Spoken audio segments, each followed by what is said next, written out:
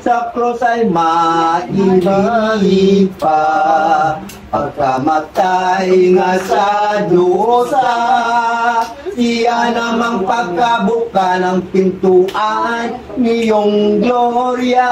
Sa araw na ito ay ang kinanta sa templo, ang pasyon ni Yesu Kristo, kahulugan ay ganito, niyong dakilang misteryo. Pagkat kusanang natupad, yaong hula ni Elias, at ng lahat na propetas, nayari rin at naganap lahat nilang pangungusap. Isa pang kahulugan ay ang puring ibinigay kay Jesus na poong mahal, parang mga napakinggan ang Pariseos na tanan. Sumukal na nga ang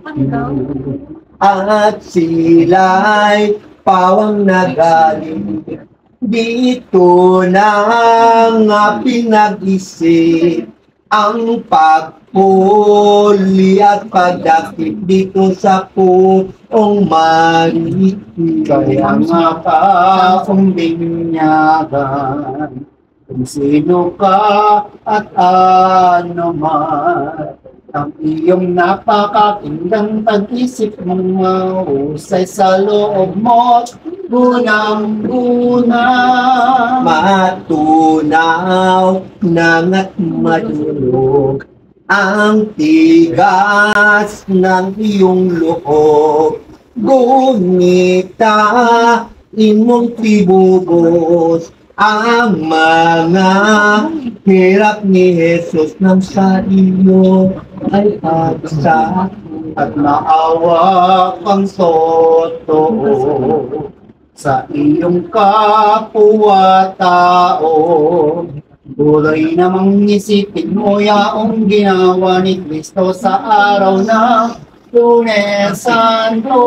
Si S. Marcos ang nangusap sa ibang Helyo'y sinulat, di umano'y ang Mesiyas ng Lunes, muling lumakad sa Jerusalem, tumambad